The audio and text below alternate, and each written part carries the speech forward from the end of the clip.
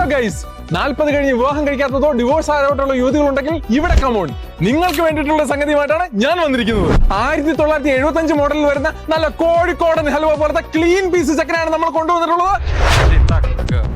Major accident histories ഒന്നുമില്ലാത്ത ഇദ്ദേഹം പക്ക mint കണ്ടീഷനിലാണുള്ളത്. മാത്രവുമല്ല നല്ല റണ്ണിങ് കണ്ടീഷനിലും. ഒന്ന് റണ്ണിങ് കാണിച്ച്.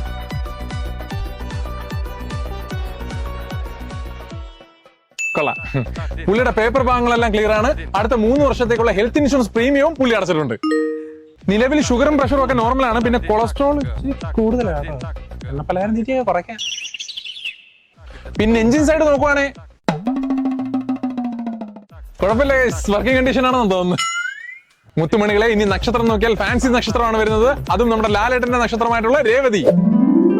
പുള്ളിയുടെ ഏറ്റവും വലിയ ഹൈലൈറ്റ്, പുള്ളി ഒരു ഗവൺമെന്റ് എംപ്ലോയി ആണ് ഗൈസ്. ജാതക പ്രകാരം 95 വയസ്സ് വരെ വാലിഡിറ്റി ഉള്ള ഈ വരനെ പറ്റി കൂടുതൽ ഡീറ്റെയിൽസ് അറിയാനായി താഴെ കാണുന്ന നമ്പറിൽ കോൺടാക്ട് ചെയ്യുക. അപ്പം മറ്റൊരു വരനുമായി കാണുന്നവരേക്കും ഗുഡ് ബൈ.